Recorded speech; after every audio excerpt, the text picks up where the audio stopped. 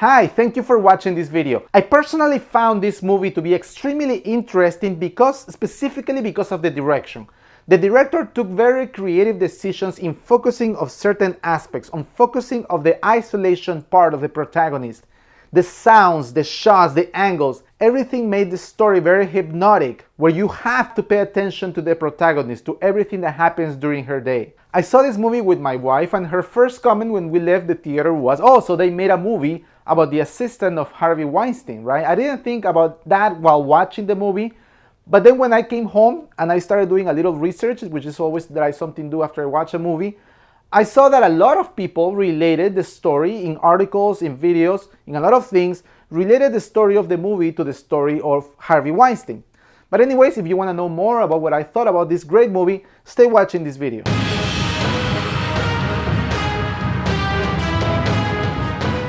Okay, so the movie was released the first week of February of 2020. And that same month, Harvey Weinstein was found guilty by a jury in New York of felony sex crime and rape.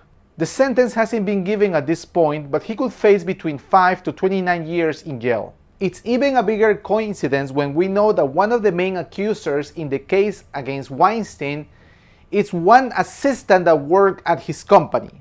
Yes, one assistant, like the movie, The Assistant.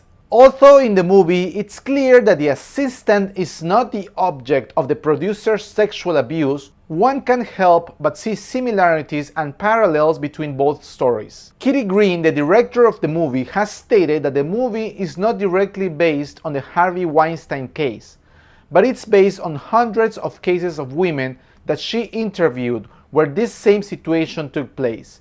Harvey Weinstein was not and is not the only sexual predator working in the entertainment industry. What I liked the most about the movie was the feeling of isolation that was portrayed very well, that the protagonist had throughout her day, in all her daily activities throughout the movie, right? Like, she goes through all her activities like cleaning the sofa, putting the coffee, turning on the lights, and it feels very isolated, especially when she goes to the elevator. It's like people don't care about her specifically because she's the protagonist, but people don't care about anything that happens throughout the day, right?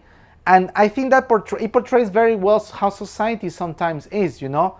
It's not like people are being a jerk around her, but it's not so much that. It's just that people are so numb to anything that happens around them. The camera shots and angles focus on very specific things. Also, the sounds are very specific. All these elements have an effect almost hypnotic that grab your attention on the story. It is those specific details or expressions or even behaviors that make you feel so familiarized with real people in real life situations. The most heartbreaking scene in the movie is when she goes to HR, to human resources, right? And obviously this is a woman who doesn't know how to express, and she feels very insecure about expressing what's really happening in the office, right? But she tries to tell the HR person what's happening. She confides in him, and it's heartbreaking because the guy just turns around.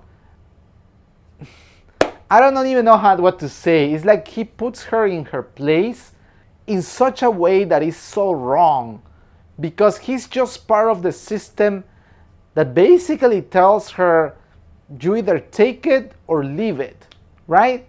That's basically what he tells her, right? Like, you either accept being a victim, accept your reality, and he adds, he's not your type. Like, be grateful that you are not being the object of the sexual abuse, but just take her. Just take it. You know? It's like that scene is so heartbreaking, and it's so, oh my God, I don't even know what to say. It's real, because I'm sure that happens, you know? Like, everybody around the industry knew, maybe even knows in present day what's happening, but they just take it as being part of the system, and whoever wants to say something about it, you know, like the HR person, you know, that person just tells her, you know, that's just the way it is. Either you take it or leave it. You know, either you take it or just go somewhere else, because that's just the way it is. The movie was loved by critics, but I also have to say that regular people, regular moviegoers, were not so crazy about the movie. And I understand. I personally watch a lot of movies in my life. So anything that is different, that feels creative, and stimulate different parts of my attention, as a moviegoer, I love it. I'm there. However, I understand that for regular people who go to the movies maybe once every few weeks and that are looking for more standard entertainment, well, maybe this movie is not gonna be their cup of tea. The Assistant is the story of a young woman with gigantic moral dilemmas about the career that she has chosen to be in. The movie shows the unfairness of the entertainment industry, the abusive behavior of an unnamed and unseen producer, and it leaves the protagonist with the ultimate question: is it really all worth it? So thank you for watching this video. Please give it a thumbs up. Follow me on my YouTube channel, follow me on my Instagram account, and I'll see you in the next video. Thank you.